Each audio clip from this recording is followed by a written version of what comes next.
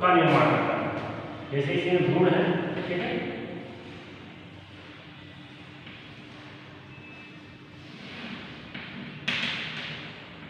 इसमें मान लीजिए भ्रूण, ठीक है, भ्रूण के चारों ओर क्या होता है कि एमनियन कला पाई जाती है, amnion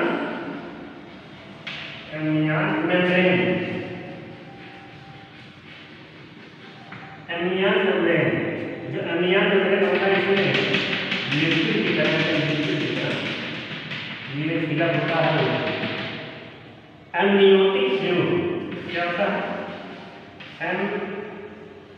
amniotic fluid, amnion membrane जो है इसमें क्या होता है, एमनियोटिक फ्लूइड होता है। एमनियोटिक फ्लूइड जो होता है ना, तरल अवस्था में होता है, इसी में मुख्य रूप से गुणसूत्र जो होते हैं एमनियोटिक फ्लूइड में, कोशिकाओं के जो क्रोमोसोम्स होते हैं गुणसूत्र, क्रोमोसोम,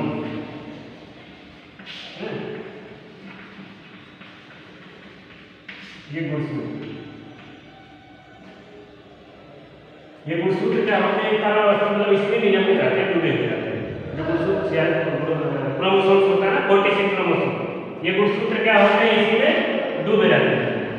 होता है क्या कि जब इसका चेकअप किया जाता है तो इसमें से इंजेक्शन के द्वारा जो है, इंजेक्शन के द्वारा क्या होता है, इसी में से एमनियोटिक फ्लूइड निकाल लिया जाता है। जो तरल पदार्थ होता है क्या करते हैं, उसे निकाल लेते हैं। और ये कब निकाला जाता है, गर्भ के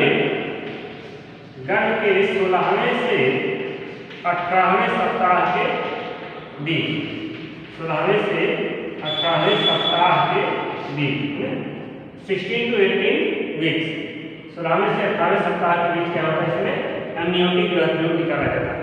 उसी समय जो गुणसूत्र क्या होते हैं डेवलपमेंट होते हैं, और उसमें ये पता लग जाता है कि ये जो गुणसूत्र है वो लिंग गुणसूत्र कौन है, एक्स वाई है, एक्स वाई बनते हैं कि एक्स एक्स बनते हैं। अगर एक्स एक्स बनते हैं इसका मतलब है कि फीमेल का भ्रूण है, और एक्स वाई बनते हैं इसका मतलब मेल का भ्रूण है। फीमेल का भ्रूण होता है, इस कारण से क्या होता है, यही चीज जो है चेकअप हो जाता है। तो और होता है क्या, इसके लिए दो चीज़ है, जैसे इससे ये पता लगाया जाता है कि भ्रूण की लिंग की जांच, और इसके साथ साथ इसमें कुछ तकलीफ ऐसे होती है कि कोई ऐसी बीमारी ना हो, कोई ऐसी कमी ना हो, ये सब जो है इसका जांच किया जाता है। लेकिन उसी समय लिंग की भी जांच हो जाती है, जिस कारण से लिंग की जांच होने से उसके लिंग का भी पता लग जाता है।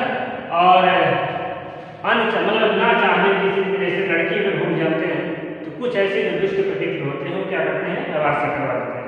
अन्यथा जो है अगर जो सोशल समझदार है तो रहने देते हैं। कहने मतलब ये है कि लिंग की जांच इस तकनीक के द्वारा की जाती है, ठीक है ना, इम्यूनोसेंटेसिस के द्वारा, और इसी में भ्रूण का पता चल जाता है। और ये चीज है जो उसकी उम्र, अपना प्रस्थान, ये सभी अल्ट्रासाउंड के द्वारा जो है स्कैनिंग की जाती है। अब ये हो गया है कि जो डॉक्टर्स हैं वो डॉक्टर्स मुख्य रूप से अपने क्लिनिक के बाहर दिखाएंगे कि यहाँ पर भ्रूण के लिंग की जांच नहीं की जाती है, यहाँ पर भ्रूण के लिंग का परीक्षण नहीं किया जाता है, ये दिखाना अनिवार्य है।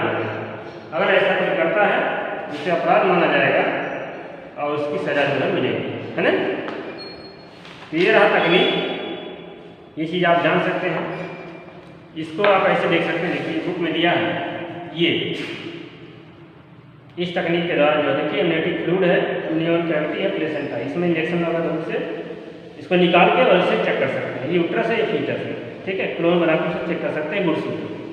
ये मेथड होता है।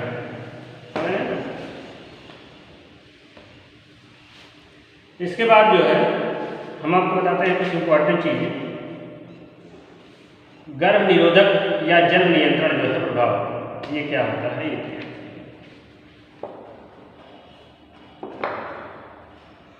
गर्भ निरोधक एवं जन्म नियंत्रण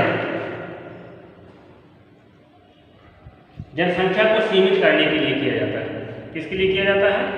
जनसंख्या को सीमित करने के लिए। जनसंख्या को सीमित करना है तो गर्भ निरोधक उपाय को अपनाना आवश्यक है।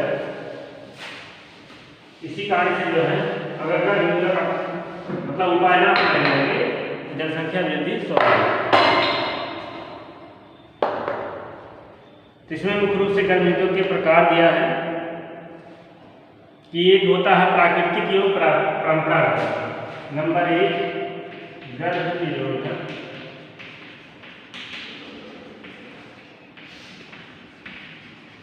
प्रकार। पहला है प्राकृतिक नेचुरल, प्राकृतिक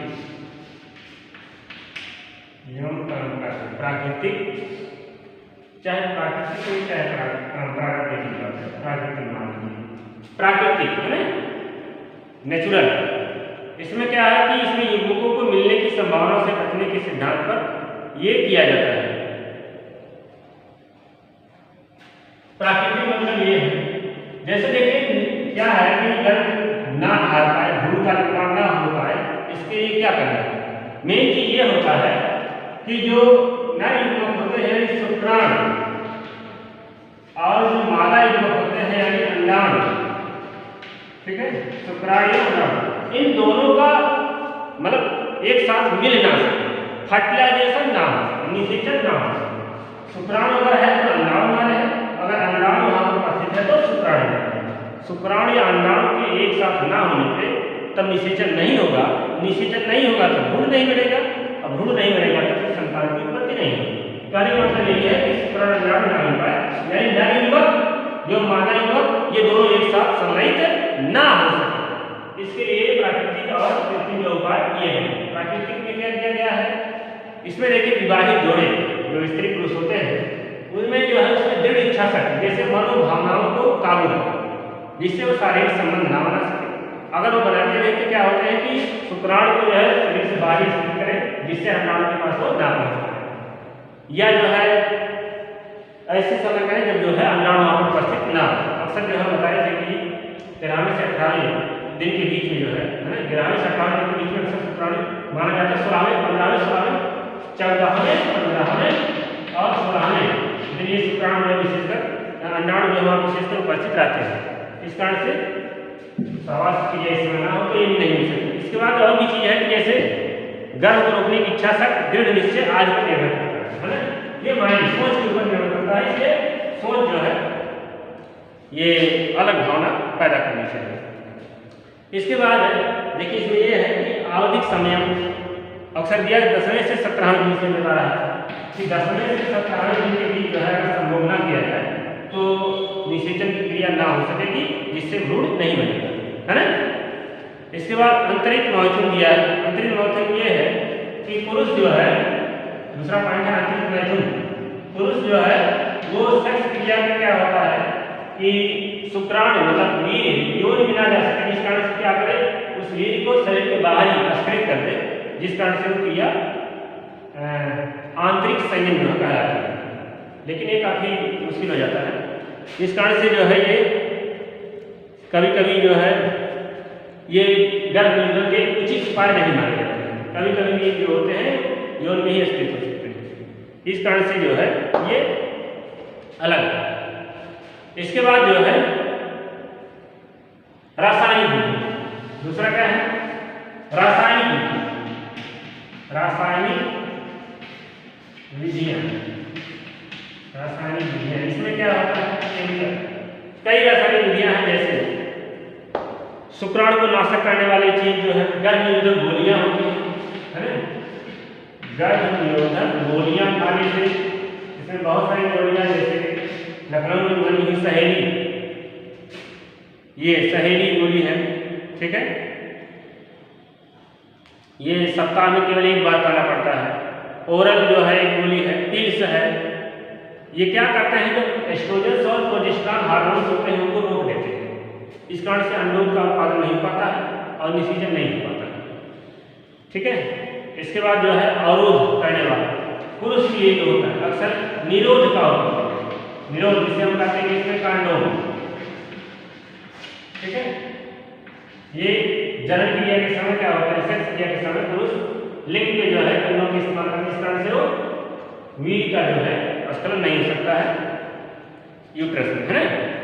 इस कारण से जो है ये विधि अपनाई जाती है और ये काफ़ी जो है सक्सेस विधि है और इसका बहुत ही प्रचलित उपयोग होता रहता है और इसके लाभ है कोई रोग भी नहीं उत्पन्न करता है।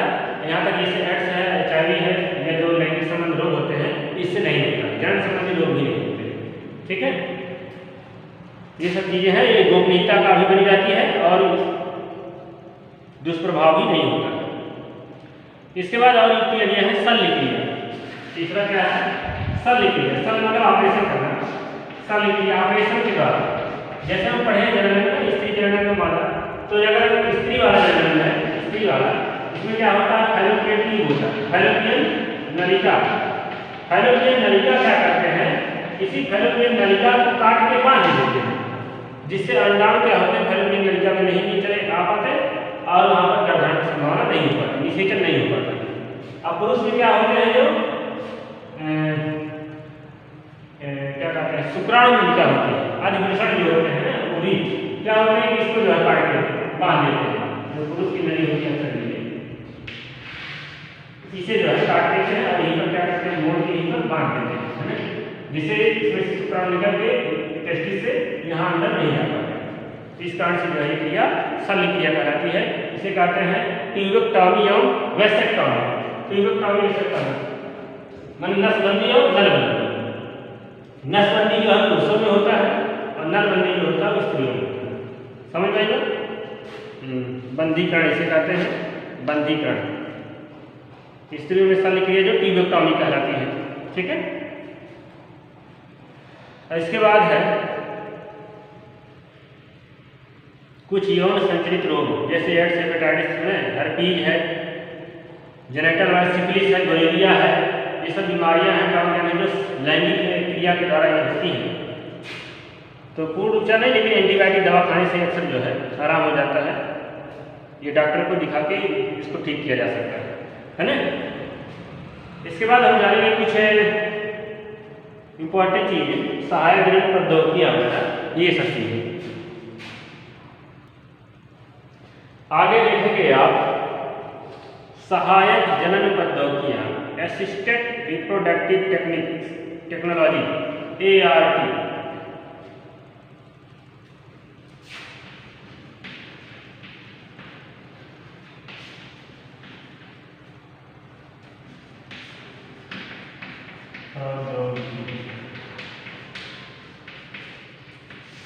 सहायक जनन प्रौद्योगिकी, ये चीज जानेंगे। इसमें क्या होता है कि जो बंधता होती है, इनफर्टिलिटी, बंधता मतलब ऐसी स्त्री जो संतान को उत्पन्न ना कर सके। ठीक है, इस स्थिति में क्या करना चाहिए? तो बहुत सारी चीजें हैं कि जो जैसे अक्सर इस पुरुष एवं स्त्री दोनों स्वस्थ युग्मक बनाने पर नारी मादा का संभोग करने में सक्षम होने चाहिए। ये सब होता तब होता, लेकिन ना हो पाए तो क्या करना चाहिए? बनता, संतान पैदा ना करने के इसमें बनता होता है। इसमें एक तकनीक है कृत्रिम वीर्य सेचन, कृत्रिम वीर्य सेचन और इलेक्ट्रोसेचन,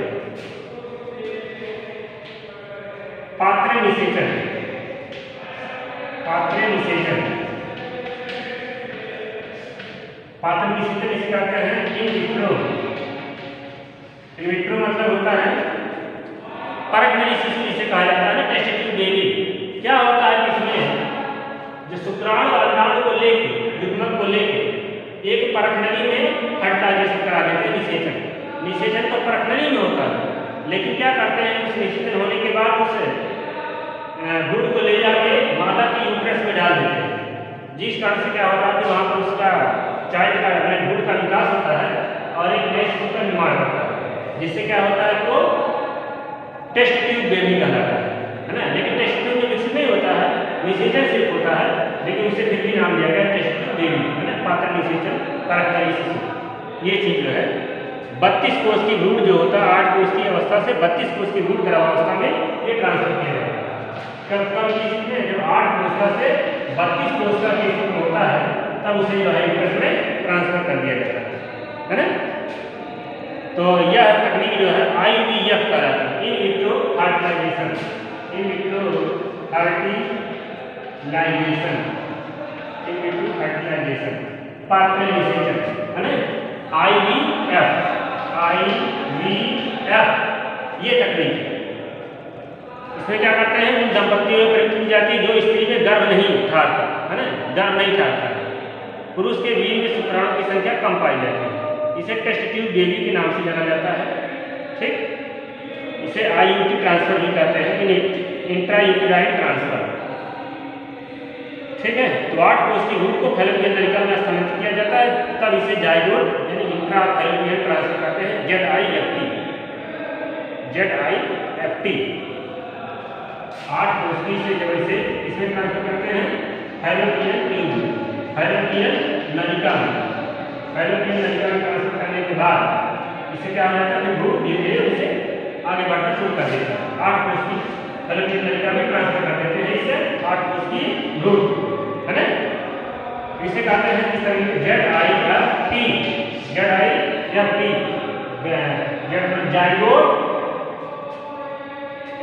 जाइगोट इंट्रा फर्टिलाइजेशन ट्रांसफर। ठीक है, ये चीज zygote intra fallopian transfer, zygote intra fallopian transfer, ये चीज कहलाता है। तो गैमिट इंट्रा फैलोपियन ट्रांसफर ये तो होता है ZIFT, एक होता है GIFT, gamete intra fertilisation, gamete intra fertilisation transfer, GIFT। इसमें क्या होता है, ऐसी स्थिति में जिन स्त्रियों में अंडाणु का उत्पादन ना हो, अंडाणु नहीं विकसित हो पाते हैं, और इसके साथ साथ अंडाणु के ना विकसित होने से फैलोपियन नलिका गर्भाशय में स्थानांतरित करते हैं, ऐसी स्त्रियां जिनमें निषेचन भ्रूणी परिवर्धन के लिए वातावरण उपस्थित होता है। ऐसी स्थिति में दाता के स्त्री से अंडाणु प्राप्त करके शुक्राणुओं के साथ उनका निषेचन करा के इनको गैमेट के रूप में, गैमेट यानी युग्मक के रूप में क्या करते हैं, फैलोपियन नलिका में डालते हैं और फिर वहां पर डेवलपमेंट शुरू होता है। ठीक है, ये तकनीक कहलाती है गैमेट ट्रांसफर यानी GIFT। एक होता है ICSI, ये जो है इसका नाम पूरा है intracytoplasmic sperm injection, intracytoplasmic sperm injection, intracytoplasmic sperm injection. ये सुई होती है, क्या करते हैं, सुई से स्पर्म को डायरेक्ट क्या करते हैं, अंडाणु में, अंतःकोश की डायरेक्ट अंडाणु में ट्रांसफर कर दिया जाता है। या देख सकते हैं, देखिए यहाँ देखिए ये इंजेक्शन है, ये स्पर्म है, ये ओवा है, इसी में डायरेक्ट जो है शुक्राणु को अंडाणु में, ये इसी तब किया जाता है जब शुक्राणु अंडाणु को भेजने में अक्षम हो, जब शुक्राणु अंडाणु को भेजने में अक्षम हो तब ये तकनीक जो है बनाई जाती है। तो ये सब तकनीक है जिसके कारण से संतान उत्पन्न किए जा सकते हैं। अगर कोई स्त्री संतान उत्पन्न ना कर सकती हो, यानी बंधता हो या फैलोपियन ट्यूब विकसित ना हो, यूट्रस ना विकसित हो, अंडाशय से अंडाणु ना निकलते हो इत्यादि, ठीक है, शुक्राणु निश्चित ना कर पाते हो, बहुत सारी क्रियाओं के इलाज आज के टाइम में विज्ञान में हो चुका है। इसलिए अंधविश्वास के चक्कर में ना उसे झाड़ फूक ना कराए, उसे उचित डॉक्टर की सलाह से ही है ना देखभाल कराए, जिससे कि नई संतान उत्पन्न हो सके। इसलिए अब आप अंधविश्वास, उम्मीद है कि आप अंधविश्वास नहीं मानेंगे। अगर किसी स्त्री को संतान न उत्पन्न होता है तो स्त्री की दोष नहीं है, उसमें कुछ न कमी या पुरुष का भी दोष हो सकता है। इस कारण से उसकी उचित जांच करा के और फिर उसका निराकरण करें। ठीक है, निराकरण करें तो उसके बाद जो है ये जनन स्वास्थ्य समझ लो कि ठीक से उसका जो है सही उपयोग होगा। ओके, ये चैप्टर इसका खत्म।